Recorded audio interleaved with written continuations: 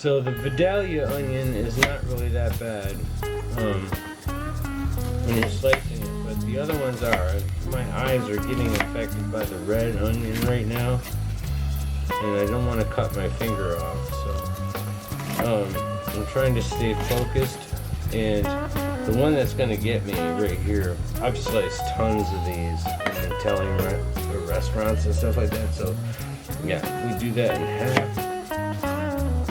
And then, yeah, this one's going to get me.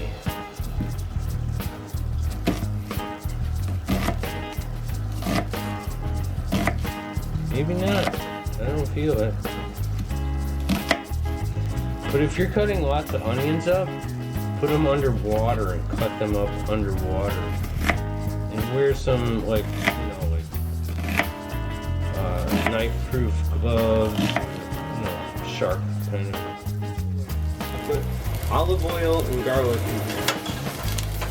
And yeah. So I took all the burnt stuff out, which is just a little bit. And these are all like ready. These are, yeah, chuck that out. So now I'm putting all the onions in.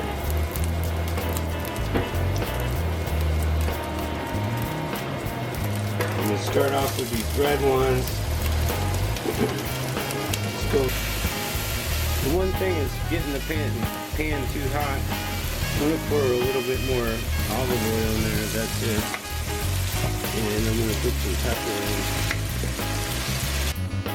in. So this is really what I want to talk about too, is that, you know, I did a lot of research, and this is the prime rib broth that I got out of the slow cooker.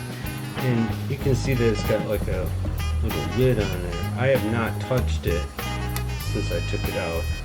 And this is all the fat layer. So it's a natural, and you can see this is gelatinous. This will last way longer. I'm going to take this whole piece out. If you have it sealed like that in your fridge, this will last a lot longer than the 3 to 4 days they say.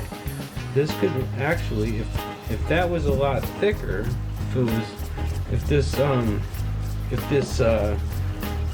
you know, fat layer was like 1 inch thick, it could last up to 6 to 12 months. Okay. The heat also, these are caramelizing right now, right in the pan. And I think I'm gonna pour my broth in and add some more spices and go from there.